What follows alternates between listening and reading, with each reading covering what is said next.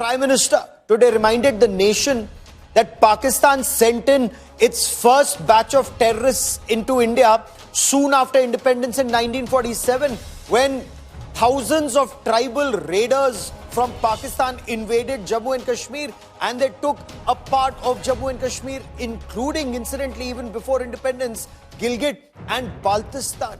He hit out at independent India's first Prime Minister Pandit Jawaharlal Nehru's policies on Jammu and Kashmir, and also his differences with the then Home Minister and Deputy Prime Minister Sardar Vallabhbhai Patel, and also on the Indus Waters Treaty concluded after 9 years of negotiation, finally in 1960, but a treaty that's benefited the people of Pakistan, and as Jammu and Kashmir Chief Minister Omar Abdullah said, was against the interests of the people of Jammu and Kashmir and the rest of the country.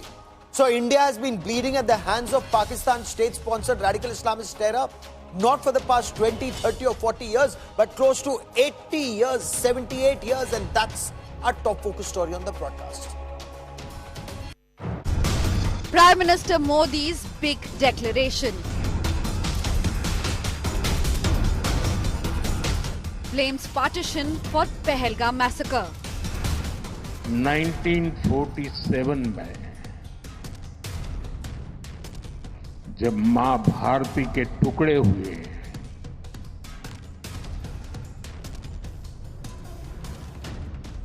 Katni चाहिए थी तो जंजीरें, लेकिन काट दी गई भुजाएं। और उसी रात पहला आतंकवादी हमला कश्मीर की धरती पर हुआ। Prime Minister invokes Sardar Patel. Sardar Patel की इच्छा थी कि पीओके वापस नहीं आता है तब तक सेना रुकनी नहीं चाहिए, लेकिन सरदार साहब की बात मानी नहीं गई। Prime Minister takes a whale dig at Nehru. 60 साल तक ये गेट नहीं खोले गए, और जिसमें 100% पानी भरना चाहिए था, धीरे धीरे इसकी कैपेसिटी कम हो गई। Explosive political war of words. That is a big focus on India First. The first terror attack in independent India was in 1947 at the time of partition, and this was Prime Minister Narendra Modi's big statement in his speech in Gandhinagar in Gujarat earlier today. The Prime Minister also invoked the Iron Man of India, Sardar Vallabhbhai Patel, and his stand on Jammu and Kashmir, especially on retaking Pakistan-occupied Jammu and Kashmir in 47-48 itself. He also took a whale dig at independent India's first Prime Minister, Pandit Jawaharlal Nehru, on the Indus Waters Treaty. The Prime Minister's fiery speech has triggered a massive political storm. Before I get you more on that story, listen in to what the Prime Minister said and how it's played out in the country.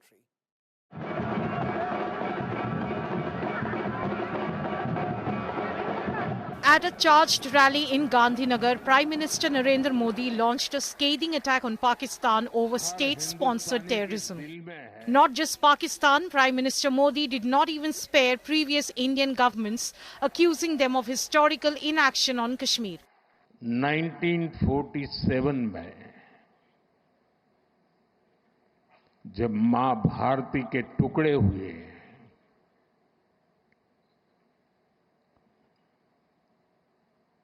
Katni चाहिए थी तो जंजीरें, लेकिन काट दी गई भुजाएं। और उसी रात पहला आतंकवादी हमला कश्मीर की धरती पर हुआ। अगर उसी दिन इन मुजाहिदों को मौत के घाट उतार दिया गया होता,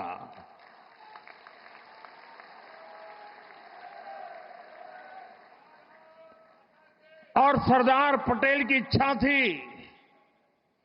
कि पीओके वापस नहीं आता है तब तक सेना रुकनी नहीं चाहिए। लेकिन सरदार साहब की बात मानी नहीं गई।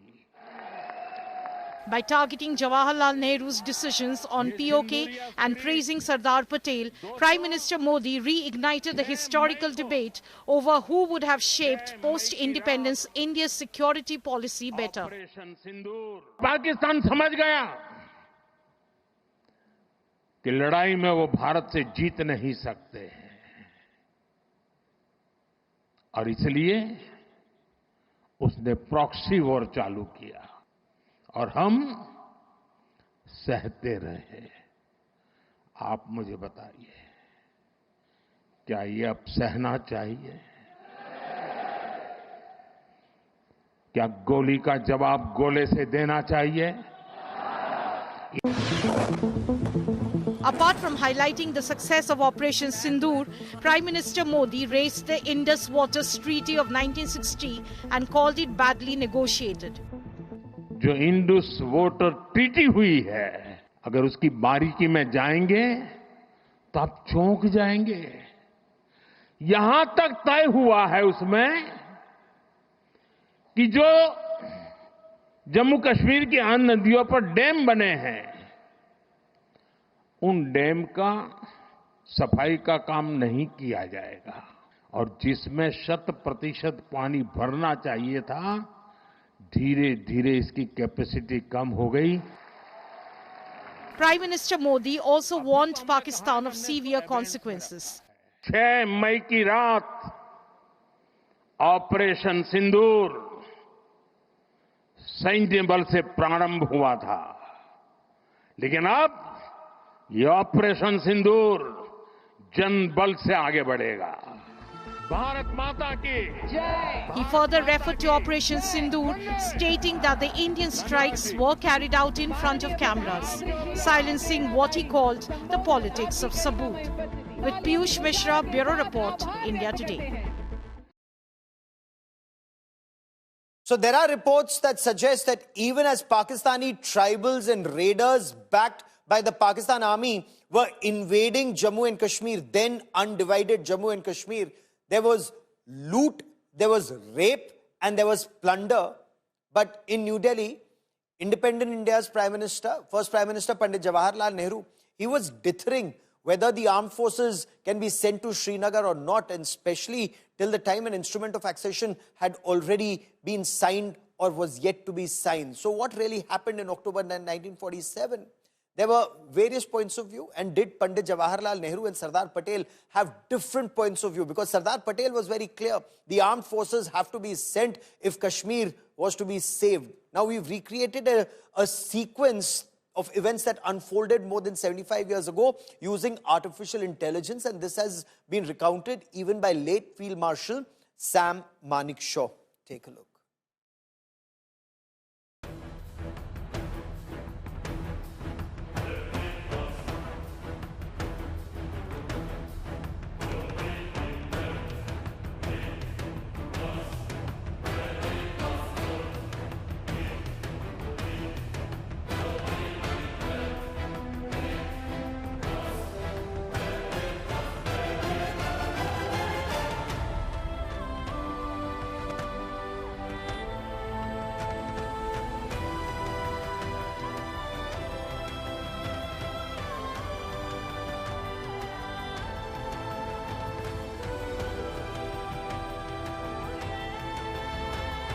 What's the situation, Manik ji? Sir, if we don't act now, Srinagar's lost. What about the UN, international opinion? Jawahar, do you want Kashmir or not? Of course I do. Sam,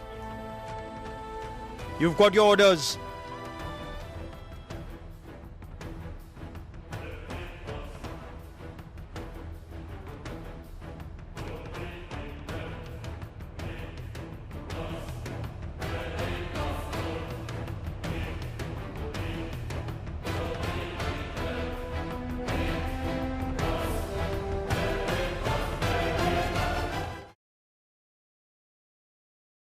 Should Kashmir have been taken to the United Nations the issue of Jammu and Kashmir. And that's a huge debate in our country, then and even now. Both father of the nation, Mahatma Gandhi, and Sardar Vallabhbhai Patel, the Iron Man of India, then Home Minister and Deputy Prime Minister of India, they were both against it. In fact, Mahatma Gandhi, he said, I shall advise India and Pakistan to sit together.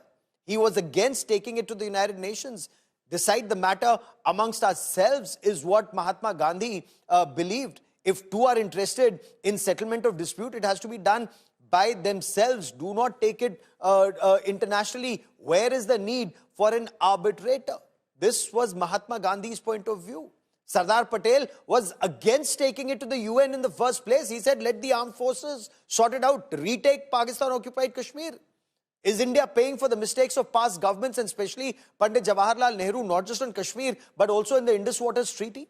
On his 61st death anniversary, Pandit Nehru remains in the line of fire. The BJP and the Congress today are at daggers drawn, and joining me on this special broadcast are Dr. Ajay Alok of the BJP, Mohan Kumar Mangalam represents the Congress, Sanjay Jha, formerly with the Congress, joins us as an analyst, and also my privilege to welcome on this special broadcast Ambassador Yash Sinha, our former High Commissioner to the United Kingdom, was earlier Joint Secretary and then Additional Secretary at the Pakistan, Afghanistan, Iran desk, and somebody who's been a part of the team that fought the Indus Waters Treaty case at the arbitration court. Sir, welcome. But Ajay Alok, may I come to you first, because I want you to respond to Congress Party's General Secretary Jairam Ramesh saying, instead of indulging in Nehru bashing on his death anniversary, will the Prime Minister answer why the terrorists responsible for the Pahalgam attack, also linked to earlier strikes, whether in Poonch or Gagangir or Gulmarg, are still at large, and why he remains silent on US President Donald Trump's repeated claims that India was pressured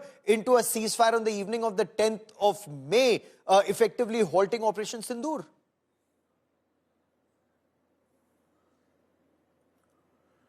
Gaurav, the problem with the Congress lies that they are gradually becoming insane.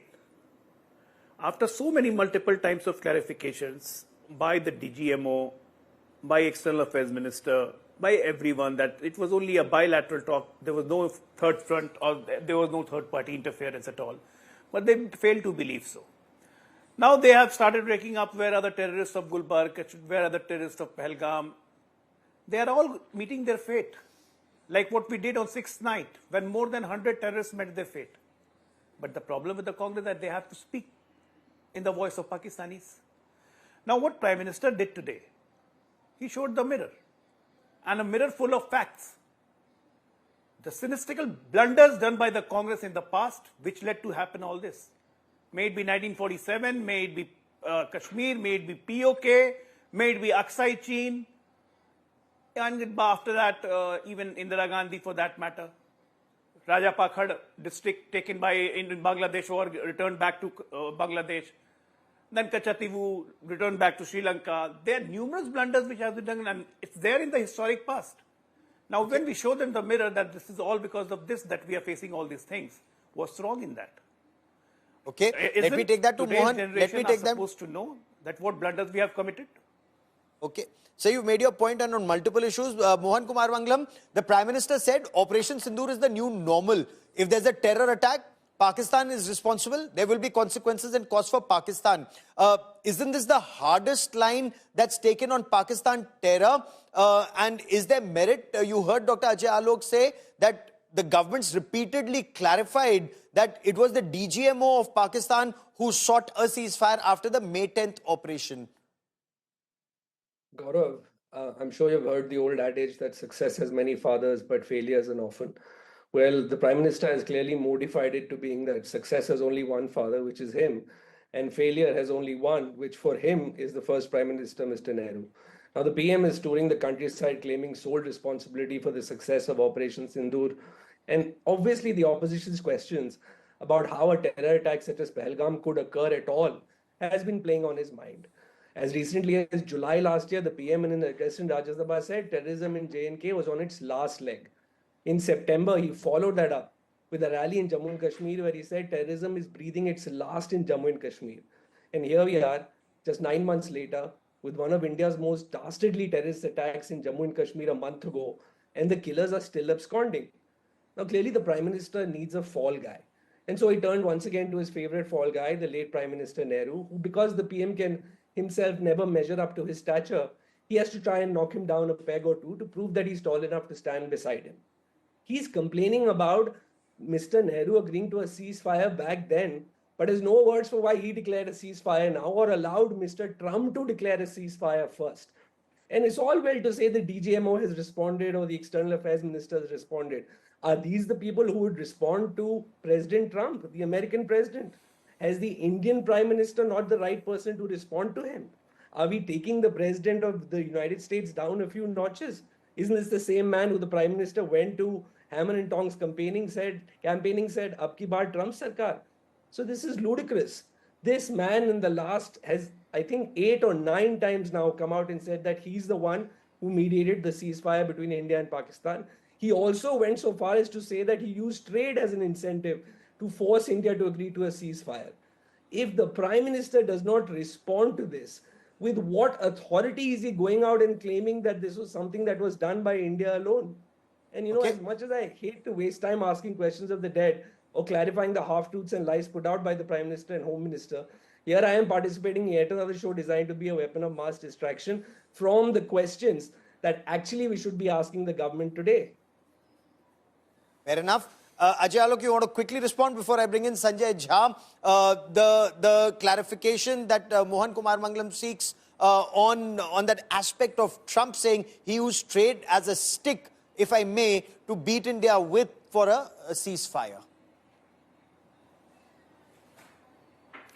I would really appreciate if my Congress friend would have done his homework properly.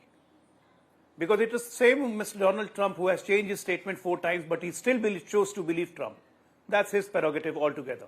Let me tell you very clearly, we had 2 BJP prime ministers, one Mr. Atal Bihari Vajpayee and second Mr. Narendra Modi. And none of them are in awe with the American president like what your prime minister used to be in. If you don't believe me, go and read Narasimha Rao book's autobiography when he says during Kuwait war that I am not worried now since George Bush is behind my back. So you used to keep your prime minister chair with the blessings of American president, not the BJP. Here was Mr. Atal Bihari Vajpayee who clearly said to Mr. Clinton during Kargil war that if we are being attacked, we are going to just decimate Pakistan. The Pakistan won't be on the map. And here is Mr. Narendra Modi, whom so-called your Trump has often said that he's a very tough negotiator. He doesn't listen to anyone. Now he's our Trump. So stop going all this crap. When we have said clearly, government has said clearly, there's only bilateral talks. And mind you, there is no ceasefire. There is no ceasefire. It's just a temporary submission. There is no ceasefire. I'm again telling Let me get Sanjay Jha into this conversation. Sanjay Jha, the Prime Minister made it clear that it was punishment that the Indian Armed Forces, and the Prime Minister of the country is saying it was punishment that the Indian Armed Forces gave on the 10th morning, the May 10th morning that forced Pakistan to seek a ceasefire. Is the opposition still not convinced when both the Prime Minister, the Foreign Minister and the DGM at a press conference, they've repeatedly, talked about the circumstances in which Pakistan sought a ceasefire? Is this not the strongest line, if I may, the strongest response to Pakistan's state-sponsored terror since we've been victims of Pak terror? Gaurav, it's great to be on your program once again. I'll keep my answer very brief and to the point. First and foremost, to my dear friend Ajay Alok. Ajay, you've forgotten that Mr. Modi actually marketed Donald Trump by saying, "Ab ki baar Trump sarkar." Please don't disown him publicly. I think you will actually embarrass Again, Mr. wrong. Modi himself. Anyway, wrong, fact check. No. Anyway, listen. Fact check. Please don't embarrass yourself. It's on public record. It's on videos. Please don't do that, Ajay. I request you to take a deep breath and calm down. Fact check again. Yeah, Okay, anyway. after Sanjay Jha finishes this point, Mohan Kumar Mangalam also has his hand up. And okay, go on. Sanjay Jha, please finish your point, sir. Yeah, Gaurav, very quickly, no matter what the BJP says in its rhetoric, including the Prime Minister, the opposition, including the Congress party, has stood with this government in a difficult period. But it needs to be added, that does not mean that we will ignore the failures of this extremely incompetent government. Let me tell you something, Gaurav. I was there in Pahalgam 3 days before the terror attack happened. And one of the things me and my family witnessed, and we found it a little odd because we had been in Srinagar before, that there was a conspicuous absence of any security personnel in that area. The Modi government cannot ignore that reality. I would request the Prime Minister, because I hope he will watch your program later on. If he's not watching it live already, I hope he is. Who is responsible for the intelligence lapse and the security failure in Pahalgam? Why did we lose 27 people to begin with? That is the fundamental seminal issue that has to be addressed. Let me quickly tell you on the Kashmir issue why the Prime Minister is blatantly distorting history. And I'll put it on record.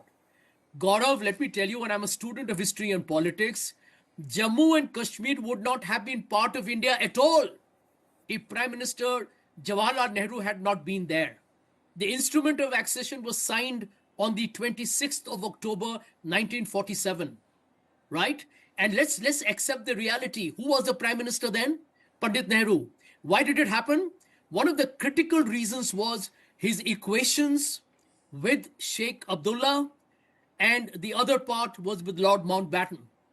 Okay. It became a precondition because Lord Mountbatten was able to influence Hari Singh, who as the king of Jammu and Kashmir, wanted to be actually independent.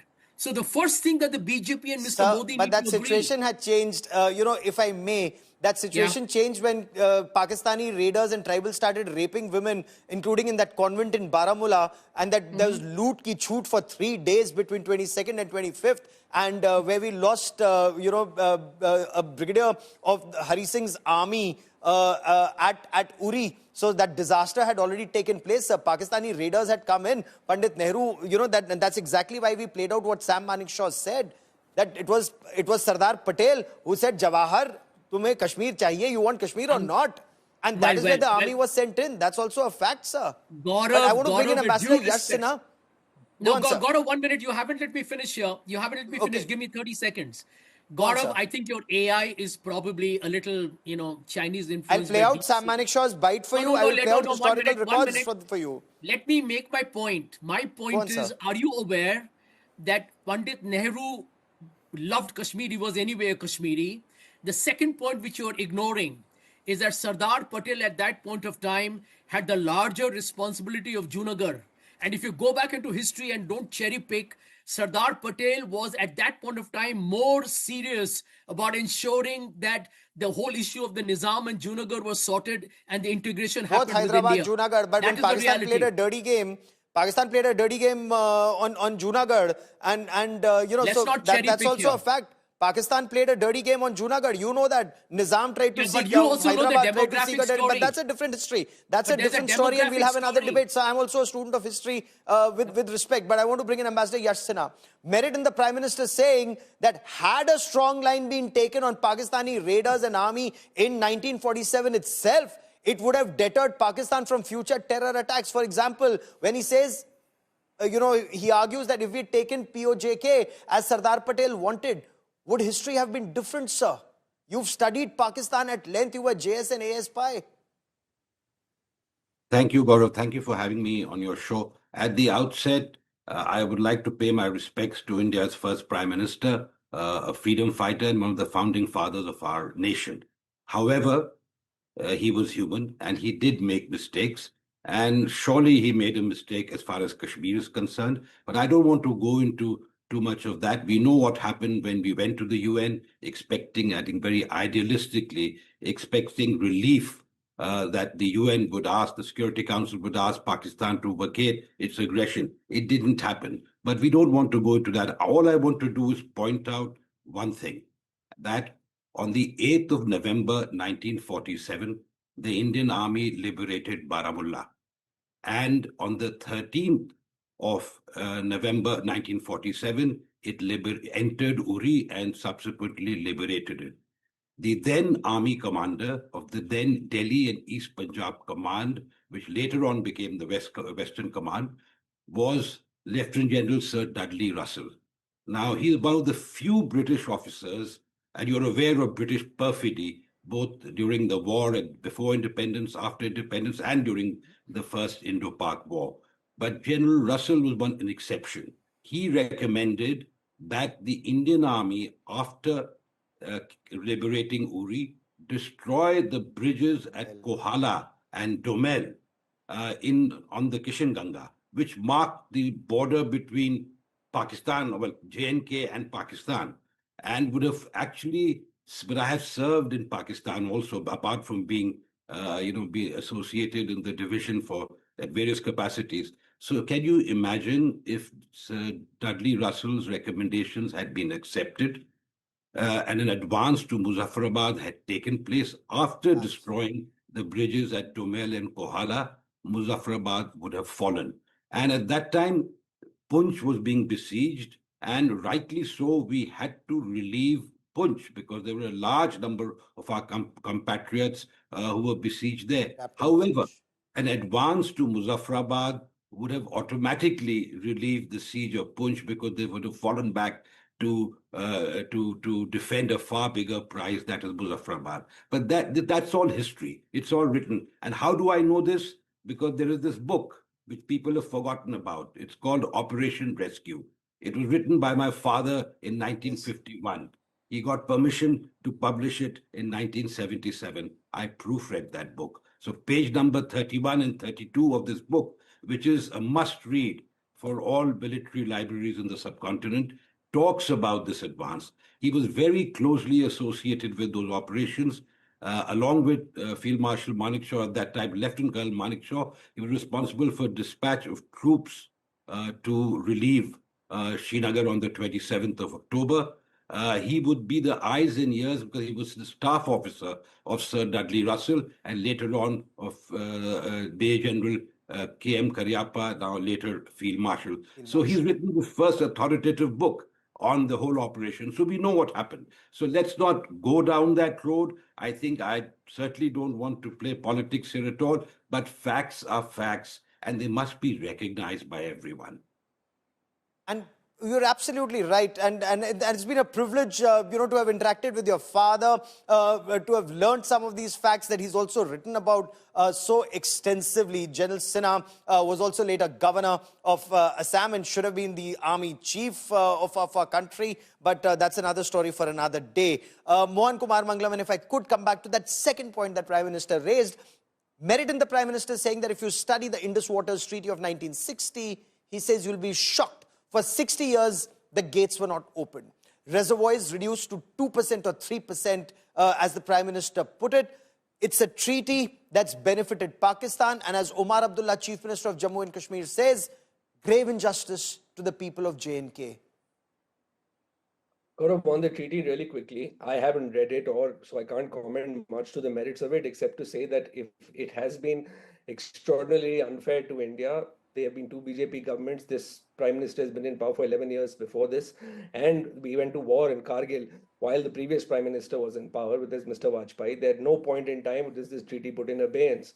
So clearly they did not think it was that damaging to us, or they would have done it all the way back then. Now, 2 points of historical importance I wanted to add to the earlier points made. One was the recently declassified letters by then Indian Army Chief General Francis Robert Roy Butcher, who actually warned of fatigue amongst Indian troops in Kashmir and told Nehru that an overall military decision was no longer possible. So this is something that has come to light in the recent past and is actually part of historical record. The other point I wanted to make was, and Sanjay alluded to it as such, was that Sardar Patelji was interested more in Junagadh and Hyderabad than he was in Kashmir, retaining Kashmir or keeping Kashmir away from Pakistan. In fact, in many historical accounts, including one written by Rajmohan Gandhi, he clearly states in there that his interest in Kashmir only grew after Junagadh acceded to Pakistan. And he began to see Kashmir as something that he could trade in exchange for Junagadh and Hyderabad on this side.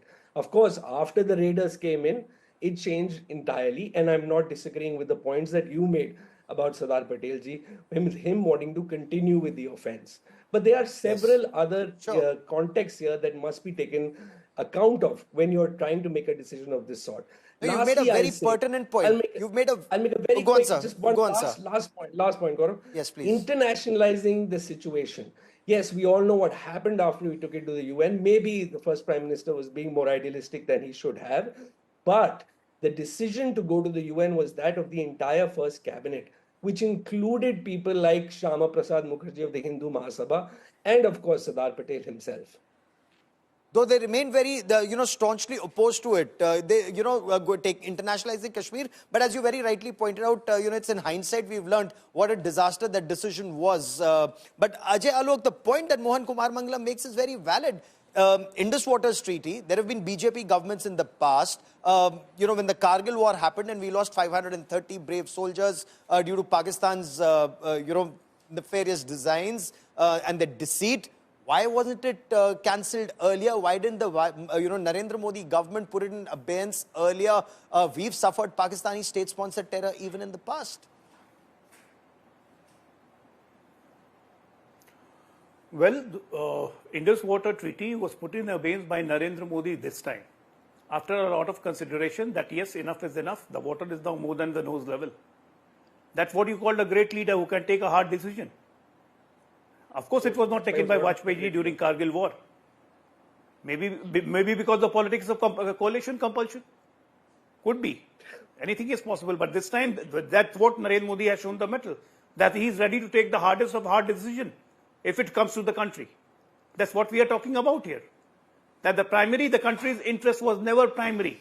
Why the matter was taken to UN? No answer about it. Why the Indian army was stopped? Whole POK was not taken. No answer to it. There are many things. Why Aksai Chin was given to China? No answer to that.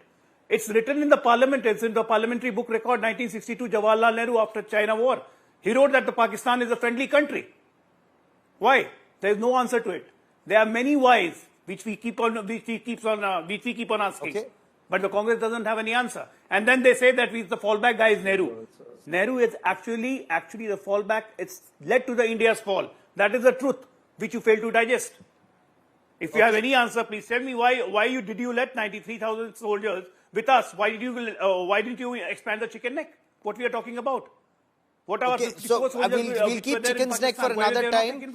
We'll keep chicken's neck for another time. And 1971 war, after this decisive military victory, why weren't some issues sorted out, and should they have been, could they have been? Are we, so idealistic that we forget what's the real situation like? But Ambassador Sinha, if I could come back to the point of the Indus Waters Treaty, grossly unfair to the people of India. Omar Abdullah has talked about it in the past. You've dealt with it closely on the technical aspect. It's benefiting Pakistan. That's been so unfair to India right from 1947. Gaurav, the preamble of the treaty says that it be concluded in a spirit of goodwill and friendship. I can't see any goodwill or friendship that flowed from after the conclusion of the treaty. And I was involved intimately much later at the arbitration at the Permanent Court of Arbitration in The Hague for the Kishanganga arbitration. We had the redoubtable Fali Nariman as our lead counsel. I was the co-agent for India. And this is about 2011, 2012, 2013. I realized immediately, and all of us realized, how Pakistan was playing obstructionist all the time, trying to prevent the run-of-river projects which we were permitted under the treaty. Mind you, Gaurav, the larger Indus basin, 37% of that basin lies in India and 47% in Pakistan. Yet we were so generous that we gave 80% of the waters to Pakistan and kept 20% for ourselves. And even where we had the right to construct run-of-the-river projects, Pakistan always created hurdles and obstructions. Not only did they on Baglihar, on Salal, on Kishanganga, and on Kishanganga, it's actually quite amazing that having lost the first arbitration, again, they took India to arbitration. Of course, India refused to participate. And India has been calling for a review of the treaty repeatedly. Pakistan has been ignoring India's request. And I think it was a very good decision to keep this treaty in abeyance, because it was one of the most generous treaties concluded between any two countries in the world on water sharing. And we were more than responsible and more than generous as the upper riparian. But that's another debate. What I'm trying to say is that the Indus Water Treaty, things have changed.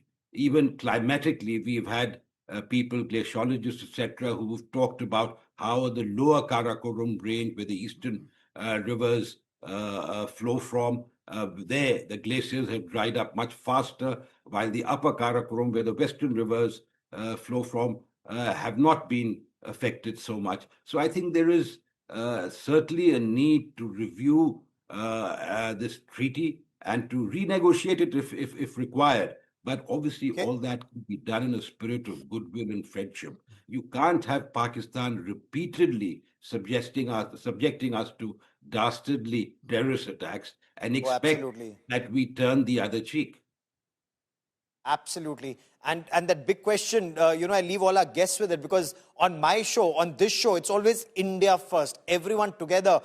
This is war. At the time when you have a radical Islamist state sponsor of terror that's been bleeding our country for decades. So finally, we are waking up to it as one country, ensuring thus far and no further. To all my guests, many thanks for joining me. We'll track the story very, very closely.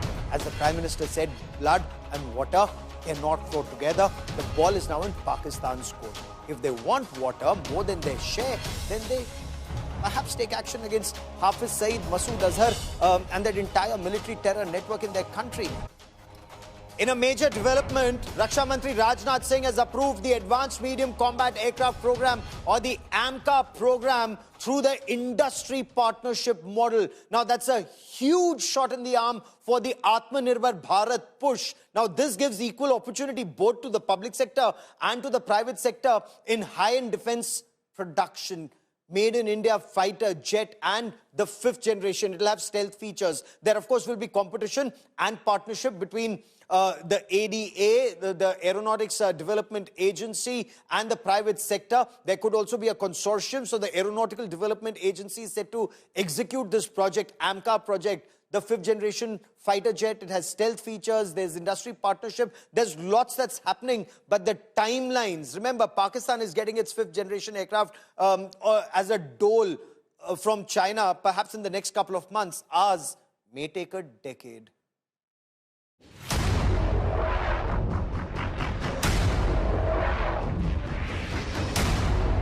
With the Made in India weapons proving themselves in the battlefield during Operation Sindoor, the Narendra Modi government has decided to push ahead with the Advanced Medium Combat Aircraft, or AMCA project, through the Atmanirbhar Bharat route.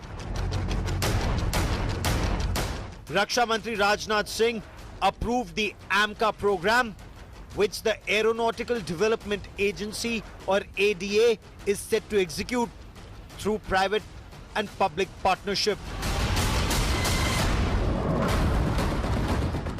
The government in a statement said, the execution model approach provides equal opportunities to both private and public sectors on competitive basis.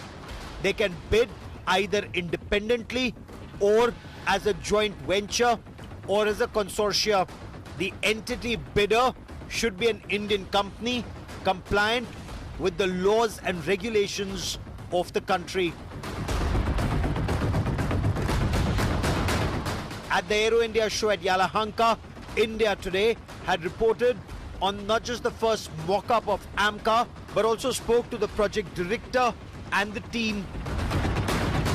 We have got the sanction for the full-scale engineering development of the AMCA in April 2024. We thank the Indian government for giving us this prestigious project to the Aeronautical Development Agency, which is the ADA has been steering this particular program from its conceptual stage.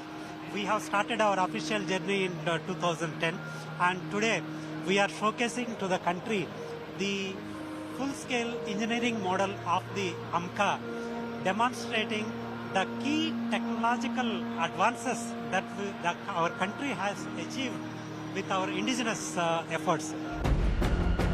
The Advanced Medium Combat Aircraft will be India's 5th generation fighter jet. The Cabinet Committee on Security had approved the 15,000 crore rupee project in March 2024 for 5 prototypes. The first prototype is expected by 2028-29. The Indian Air Force plans to induct the first AMCA by 2035.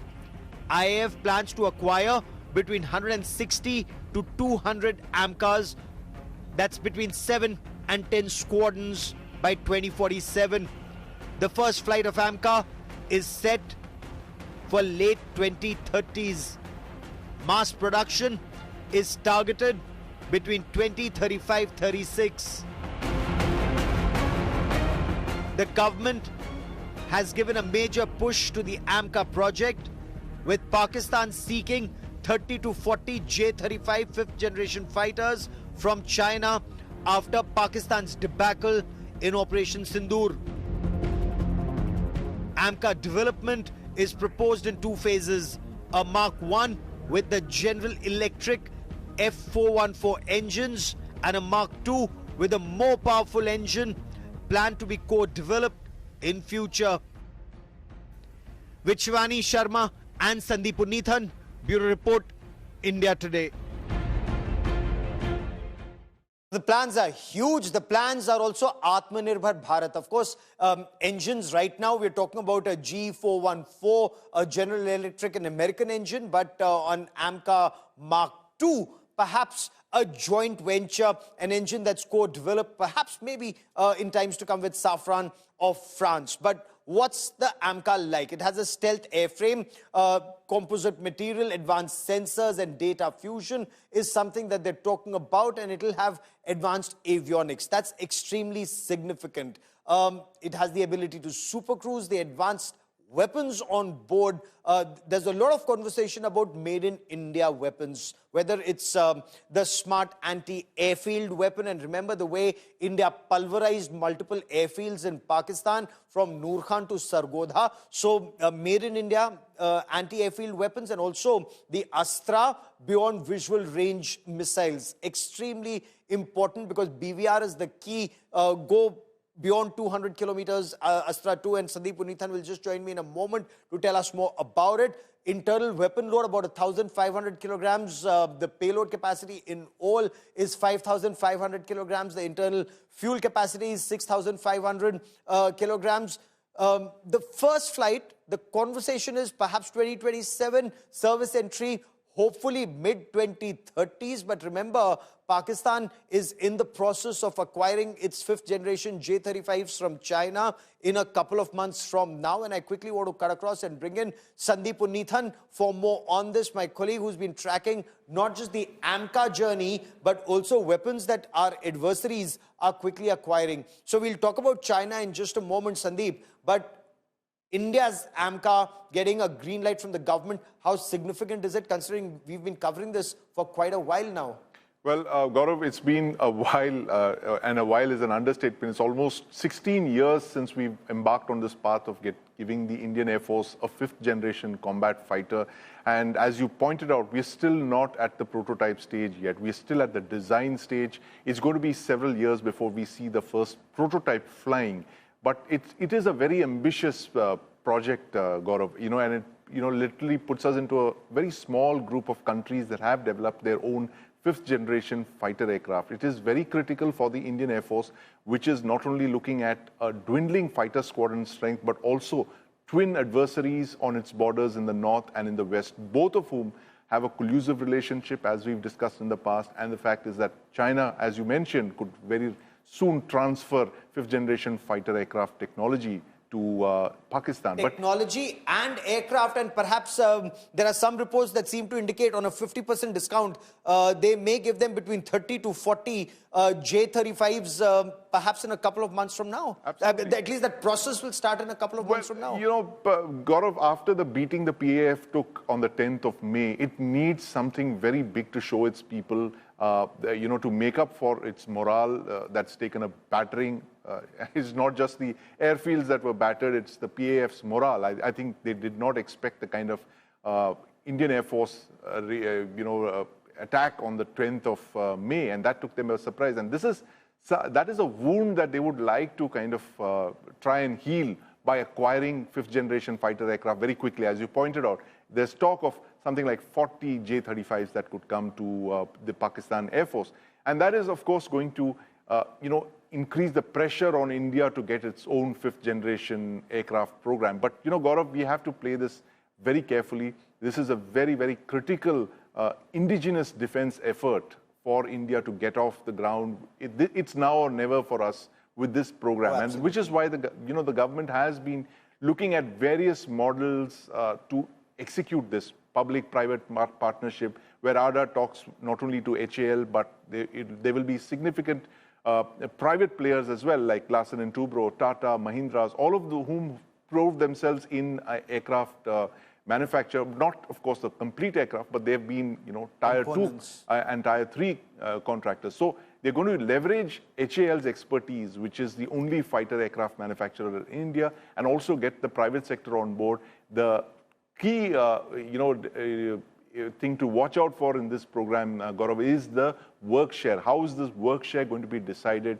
Who is going to oversee this project? And here is something they can look at, the lessons that can be taken from the strategic submarine program, which is delivered so beautifully. It's got 4 submarines in the water, 2 are commissioned, 2 more to be commissioned in the next couple of years. That's again a very, very critical technology that India developed by itself with some help from our Russian partners, Gaurav. Oh, absolutely. Timelines are also significant. There should be no slippages, because this is where, when you talk about Operation Sindoor being the new normal, every Indian has to put, his and her shoulder to the wheel to ensure that we are able to deliver what our armed forces need and with zero error. But tell me this, between now and 2035, especially with our squadron strength depleting, we would need something in the interim, and that clearly cannot be, made at home. It will have to be acquired. Absolutely, Gaurav. So there is talk of acquiring a small number of 5th generation fighter aircraft to bridge this gap that you mentioned, this next decade when our own 5th generation AMCA gets off the ground. There's talk of the Su-57 coming in from Russia. Of course, the Russians are very keen that we acquire it, and they see it as a natural progression of the Sukhoi 30. But there's another school of thought, Gaurav, that suggests that India upgrading its Sukhoi 30 fleet indigenously would give you capabilities that would approach those that are already fielded in the Su-57. So, there's a very significant number of capability enhancements for the Su-30 using indigenous technologies that have developed for our own light combat aircraft program. So they're very confident in upgrading the Su-30 indigenously. So again, it's anyone's guess if we are going to go in for that small number, or we're just going to wait, be patient, and deliver this aircraft in the timelines that we've looked at. And even when additional aircraft need to come in the interim, you have to be battle ready. In future, we will talk about manned, unmanned tandem teams in operations. But till that happens, are we boosting our rocket force, our missile force? Because that's also something in the interim can hold us in good stead like it did. I mean, I'm superbly impressed with the Su-30s and the BrahMos supersonic cruise missiles. And our BrahMos has done so well, and Pakistanis will vouch for it. Absolutely, Gaurav. You hit the nail on the head there. And, you have to look at examples of other countries that don't even have significant air forces, which have used drones and missile forces to make up for this gap. I'm not saying that the Indian Air Force has to do that, but these are some of those indigenous solutions that we can look at to bridge this fighter, gap. We have a sanction strength of around 40 fighter squadrons. We are down to about 30. That's an unacceptable gap that's been allowed to open up in the last couple of years without, no acquisitions happening. Now, in the short term, in the next decade, I think the government could look at various solutions, like you mentioned, the BrahMos-equipped Sukhoi. We could look at the rocket forces. We are one of the very few countries to have test-fired hypersonic missiles, 1,500 kilometer range hypersonic missiles. The DRDO has that. It tested its hypersonic missile program 2024. There are other such advancements that they made in the missile programs. These, Gaurav, can be brought in to bridge the gap in the next couple of years. There's no point in, fretting over the fact that we don't have those fighters. What can we do in the short term with the capabilities, with the indigenous solutions that we have provided that can help the Indian Air Force carry out its missions as effectively, with minimal loss of life, without putting our pilots in harm's way. The kind of technologies we've seen, Gaurav. That's the future of warfare. And that's something that Prime Minister Narendra Modi, Sandeep, he's been able to grasp. Of course, he's sent in fighter jets in Balakot across the LC to bomb across the international border. But in 2025, if anybody across the world wants to know how good Indian weapons are, no one better than the Pakistanis to give that certificate to our missiles, to our fighter jets, to our warfare, standoff weapons. That's the future of warfare. It is, Gaurav, and it not only is that the future of warfare, but to have a political leadership that understands the utility of air power. 2019, you have Balakot. The Prime Minister signed off on that attack. It is a big risk, sending a fighters package right into Pakistani territory to hit that one terror training camp. 2020, Gaurav, when that Ladakh standoff happened, you and me were there on the ground. You remember the number of fighter aircraft that was surged into Leh. The government of India was clearly telling the Chinese, we are not going to sit out of this conflict. If it happens, like in 1962, the Indian Air Force fighter jets were the first in on the combat theater. And of course, we saw the utility of fighter jets, Su-30s with BrahMos in 2025. So this is a very important shift, Gaurav, in our strategic calculus. The fact that you have political leadership that understands the utility of air power. There's an old military saying, you slaughter the chicken and scare the monkey, and that message also appears to have been delivered very significantly, the use of India's air power. I'll leave it at that, at least for today. Sandeep, many thanks for joining me. There's lots more coming up on the other side of these messages. That's all I have for you on India First this evening. Many thanks for watching.